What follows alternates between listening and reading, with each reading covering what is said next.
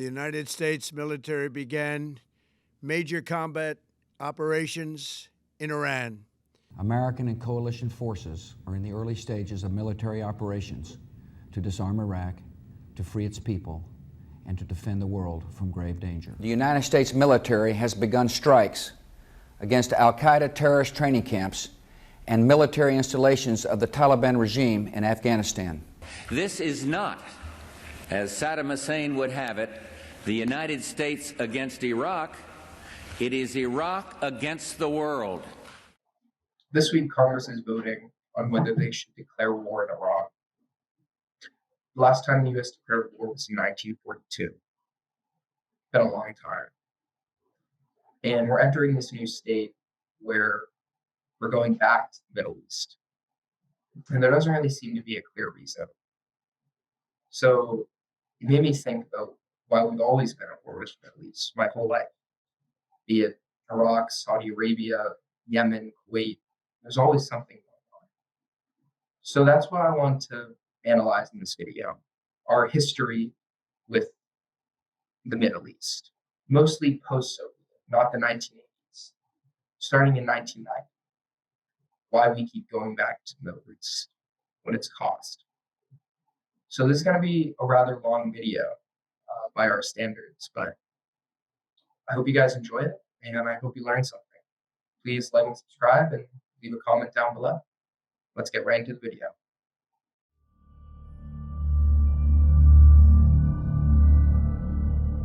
It started with an invasion in the desert. Before dawn on August 2nd, 1990, Iraqi tanks rolled into the small, oil-rich nation of Kuwait. The surprise attack by Iraq's dictator Saddam Hussein set off a chain of events that would pull the United States into decades of conflict in the Middle East. In fact, the Iraqi invasion of Kuwait marked the beginning of America's endless wars in the Middle East. Over 30 years later, U.S. troops are still on the ground in Middle Eastern war zones. Why has the U.S. been seemingly always at war in the Middle East? Well, the answer to that story spans generations, a stories of wars leading to more wars. So let's rewind to 1990. Saddam Hussein's Iraq is deep in debt from an earlier war against Iran. They decide to invade Kuwait to seize its rich oil fields. Saddam also cast an eye towards Saudi Arabia. This aggression crossed a line for the international field. The Middle East oil reserves and key shipping routes were at stake, and if Saudi Arabia fell under threat, the global oil supply could be strained. President George H.W. Bush assembled a massive coalition of nations and launched Operation Desert Storm to expel Iraqi forces from Kuwait.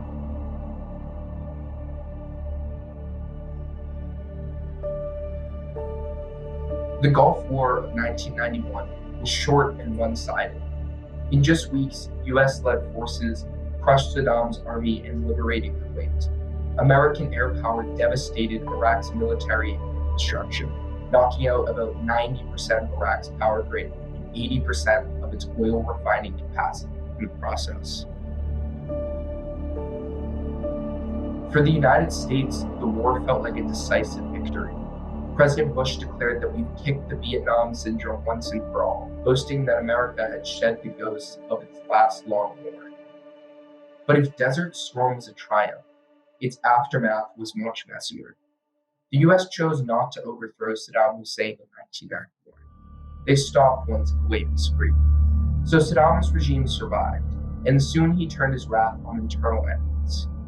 In the wake of Iraq's defeat, uprisings broke out among Iraq's Muslims in the south and Kurds in the north, groups that Saddam Hussein had been oppressing for a really long time. These rebels hoped that the Americans would help. President Bush even encouraged Iraqis to rise up, hinting that the US might support them. But when they did, the US military stayed out. It didn't march into Baghdad. Saddam brutally crushed the uprisings, massacring many rebels, a bitter lesson to those who trusted American words. Instead of invading Baghdad, Washington tried to contain Saddam. Throughout the 1990s, the US and its allies enforced no-fly zones over northern and southern Iraq to protect Kurds from Saddam's Air Force. Americans' warplanes patrolled Iraqi skies and bombed Iraqi targets multiple times in the 90s in response to Saddam's provocations.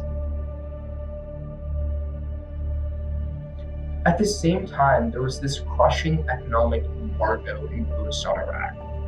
All of this was meant to strangle Saddam's regime and prevent it from threatening its neighbors again.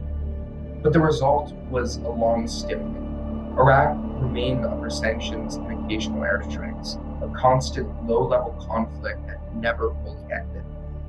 As one commentator put it, the Gulf War never ended conclusively, and it set the stage for a bigger war later on. The US victory in 1991 had another unintended consequence. It planted the seeds of a future war against terrorism. To launch Desert Storm, the US stationed thousands of troops in Saudi Arabia, home to Islam's holiest sites. This presence outraged a young Saudi militant named Osama bin Laden. In bin Laden's eyes, having infidel American soldiers on Saudi soil, land of Mecca and Medina, was a sacrilege. After the Gulf War, the US kept forces in Saudi Arabia for years. And bin Laden's anger only grew. In 1996, he issued a declaration of war against the United States, railing against the American military presence in Arabia. His followers, Al-Qaeda, began attacking US targets.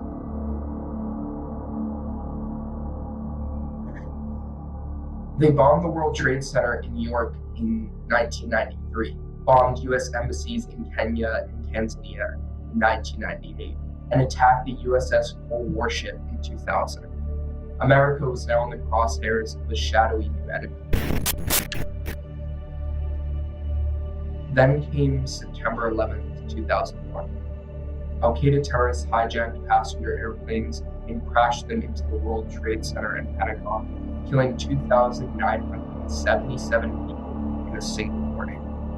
It was the deadliest attack on American soil in modern history, and it galvanized the United States. Within weeks, President George W. Bush declared a global war on terror, the first target of which was Afghanistan, the rugged country where Osama bin Laden was hiding under the protection of the Taliban regime. In October of the same year, the US invaded Afghanistan with one clear goal: destroy Al-Qaeda and topple the Taliban government that had harbored bin Laden. American special forces teamed with local anti-Taliban fighters and swiftly overthrew the Taliban regime by the end of that year. It seemed like another quick victory, but Afghanistan would prove anything but quick. After its initial collapse, the Taliban regrouped as an insurgency. The US found itself stuck trying to prop up a new Afghan government and fighting a guerrilla war in Afghanistan's mountains and deserts. Year after year, the war dragged on, and the Taliban refused to die, and American forces could not fully pacify the country. The war in Afghanistan ultimately became America's longest war, stretching on for nearly 20 years. A whole generation of US soldiers would serve there, some of which that were not even born when 9/11 happened. Trillions of dollars were spent and thousands of lives lost. Yet the Taliban proved resilient. In a grim twist, after 2 decades of fighting, the Taliban returned to power in 2021, essentially the same Taliban regime that the US had ousted in 2000. The Afghan war had come full circle, raising painful questions about what was achieved. Even as American troops were battling insurgents in Afghanistan, the US opened another front in the Middle East, Iraq, again. In March 2003, President Bush launched a full-scale invasion of Iraq. This time, the goal was to topple Saddam Hussein once and for all. His administration claimed that Saddam was hiding weapons of mass destruction, or WMDs, posing an urgent danger. They also insinuated links between Saddam and Al-Qaeda, exploiting Americans' fear after 9/11. In reality, the evidence for WMDs was shaky. And, as it turned out, no active WMD stockpiles were ever found. But the die had already been cast. The US led a coalition of the willing into Iraq without explicit UN agreement. The 2003 Iraq War began with massive aerial onslaught. The 2003 Iraq War began with a massive aerial onslaught, the shock and awe came, and a lightning march on Baghdad. Saddam's army, weakened by years of sanctions, collapsed quickly. Within weeks, Saddam Hussein's regime was overthrown, and they gave us these famous images of jubilant Iraqis helping US Marines pull down Saddam's statue in Baghdad. President Bush stood on an aircraft carrier in May 2003 and declared mission accomplished. At first, it seemed that the US had won another swift victory. But the fall of Saddam opened the gates of chaos. Iraq descended into violent insurgency and civil war. As the old Iraqi state crumbled, in its place came a whirlwind of sectarian violence. Sunni and Shia matillas. By 2011, the US withdrew its combat forces from Iraq, leaving behind a fragilely elected Iraqi government. Many Americans hoped that this finally meant the end of the forever wars. Unfortunately, history had other plans. The power vacuum left by Saddam's fall and years of war gave birth to a new and even more brutal enemy, the Islamic State, also known as ISIS. Around 2014, ISIS, an offshoot of Al-Qaeda, suddenly burst onto the scene, capturing a huge swath of Iraq and Syria. City after city fell to its forces. Iraq's second largest city was overrun. The world watched as ISIS militants declared a caliphate and carried out atrocities. The US could not ignore this threat. So in 2014, just a few years after American troops had come home, we rushed back into Iraq, this time to fight ISIS. American warplanes began pounding ISIS targets from air, while on the ground, US supported Iraqi army units and Kurdish fighters. In Syria too, the US found itself embroiled. Washington armed Syrian Kurdish militias and even sent special forces to help them battle ISIS on Syrian soil. The war against ISIS raged for several years. It took tens of thousands of airstrikes and fierce fighting by local partner forces, but ISIS was finally territorially defeated by 2019. Its last strongholds were crushed under a global coalition's assault. Yet even with ISIS's caliphate destroyed, the conflict did not fully end. The US decided to keep troops in Iraq and Syria to prevent ISIS from rebounding and to stabilize those countries. Today, there are still roughly 2,500 American troops in Iraq and about 900 in Syria on this mission. What was supposed to be a temporary deployment to fight ISIS has become, in essence, an open-ended commitment. The pattern continues. Once the US intervenes, it's very hard to extricate itself completely. Even beyond these major wars, the US has been involved in numerous other Middle Eastern conflicts since the 90s. In 1998, US cruise missiles struck Sudan and Afghanistan in retaliation for Al-Qaeda's embassy bombings.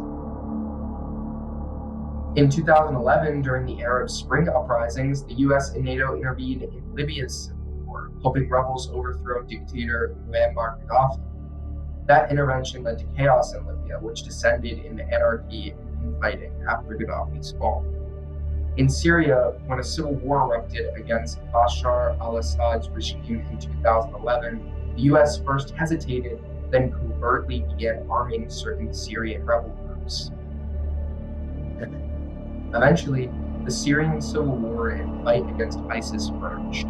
The US forces found themselves operating inside Syria's chaos, and at one point, American CIA-backed rebels and Pentagon-backed rebels even fought each other, a surreal sign of how convoluted the conflict had become. Then there's Yemen, where war has raged for years. After 9/11, the US conducted drone strikes in Yemen. After 9/11, the US conducted drone strikes in Yemen, targeting an Al-Qaeda branch there. In 2015, Yemen's internal conflict turned into a regional war. Rebels seized the capital, and neighboring Saudi Arabia intervened militarily to restore the ousted Yemeni government. The US supported its Saudi ally, providing weapons, intelligence, and logistical help. And the result was a humanitarian catastrophe. Saudi airstrikes with US assistance pummeled Yemen, even caused a near famine. The US had once again found itself deeply complicit in a brutal war that few Americans realized was happening. And over the years, the US has tried to scale back its role in Yemen amid outcry over civilian casualties, but the conflict further illustrates how the US gets entangled due to its alliances.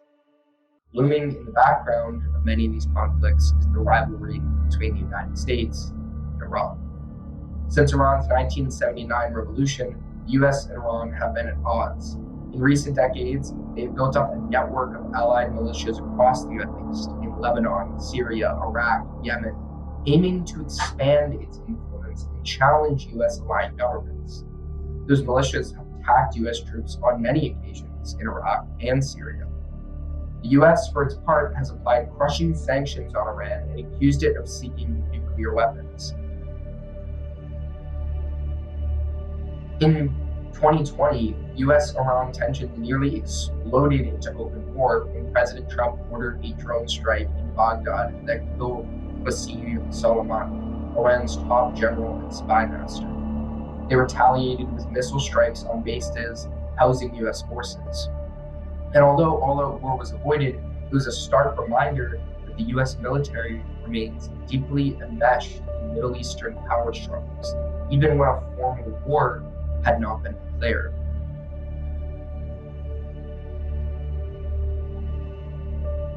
From 1990 until today, not a single decade has passed without American forces fighting in the Middle East.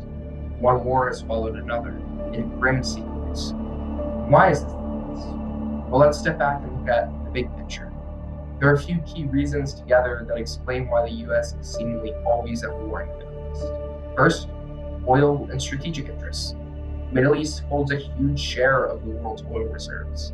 Ever since World War II, especially during the Cold War, US policy has been driven by a need to keep that oil in friendly hands and flowing to world markets. This has meant protecting allied oil-producing nations like Saudi Arabia, Kuwait, and the Gulf states, preventing hostile powers from dominating that region. In the Cold War era, this meant keeping out Soviet influence. In 1990, it meant stopping Saddam's attempt to grab Kuwait and threaten Saudi Arabia. Simply put, American leaders believed US national security and the global economy would be at risk if a rival power or aggressive dictator controlled Middle Eastern oil. And this strategic calculus drew the US into the Gulf, and it underpinned the long US military presence in the Gulf that followed. A second major reason is the fight against terrorism. After the 9/11 attacks, the US became determined to hunt down Islamic terrorist groups at their source, lest they strike the homeland again.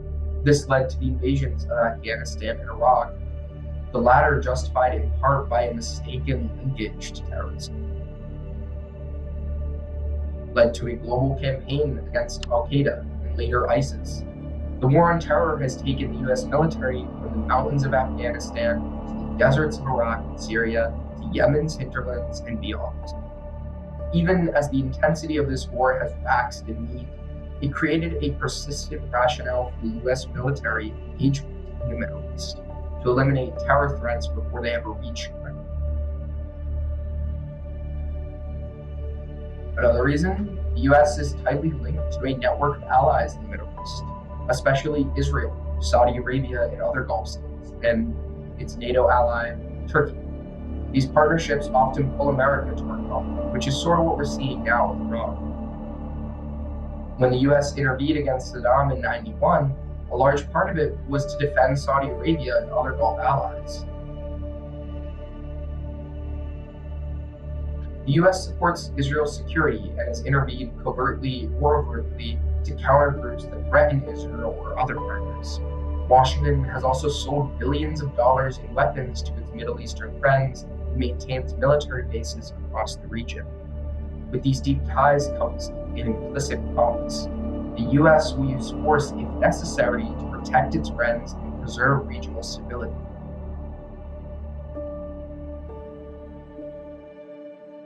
Sometimes American allies also lobby Washington to take out their adversaries, as Kuwait and Saudi Arabia did against Saddam, or as Israel quietly supported action against Iran and its proxies. These alliance obligations and expectations are another reason the US ends up in war in the Middle East.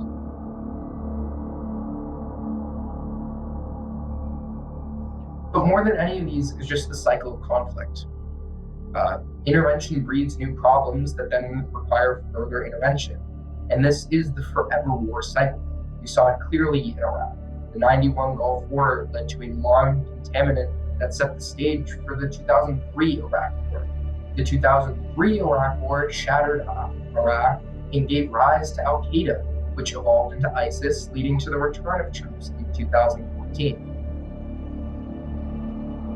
In Afghanistan, American support for rebels in the 80s to fight the Soviets helped create.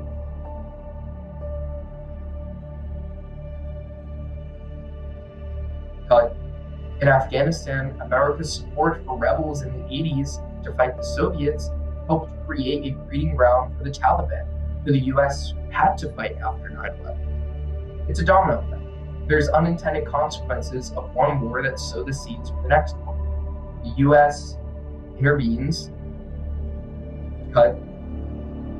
it's a domino effect, an unintended consequence of one war that sows the seeds for the next one.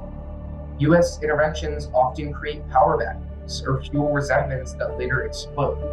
And once this began in 1990, it's proven very difficult to break. So every time US leaders think that they've ended a war, a new threat or a new crisis emerges, drawing them back in. As one analysis puts it, even the Syria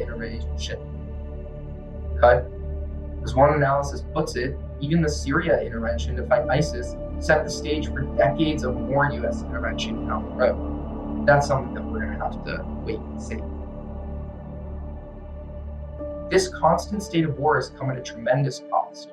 The people of the Middle East have suffered through instability and violence for a generation. American troops and their families have borne heavy burdens as well. The United States has spent trillions of dollars on these wars and lost thousands of American lives. Over 7,000 US service members were killed in Iraq and Afghanistan alone, not to mention those gravely wounded. By some estimates, more than 900,000 people in the Middle East, By some estimates, more than 900,000 people in the Middle East, be it soldiers, militants, civilians, have been killed as a direct result of the post-9/11 wars. And the indirect toll, displaced families, shattered cities, trauma, is incalculable. Given this, it's no wonder that Americans have grown weary to these forever wars.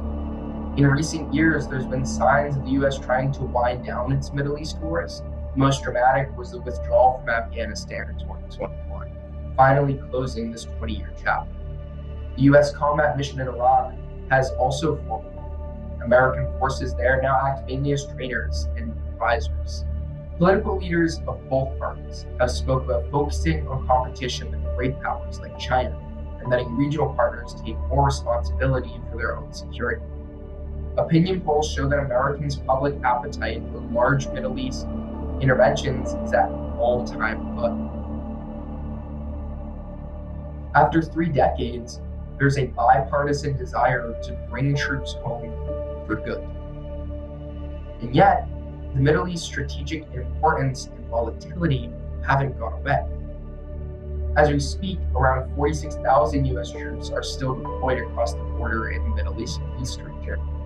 The US Navy patrols the Persian Gulf. The Pentagon rushed reinforcements. And most strikingly, we've now declared war for the first time in over 2 years. It's a strange thing, America being at war to be declared. It goes against many of the things we believe. It goes against many of the things we've been taught in the post-Cold War era. But here we are. The war started less than 2 weeks ago with Iraq, and we're just going to have to see how it plays out. We've always been at war with the Middle East. Be it oil, terrorism, allies, there's always a reason to be there. And each time it seems to lose more lives and last longer. And the cycle isn't going to ever break unless we decide to do something. Thank you for watching The Hidden Media.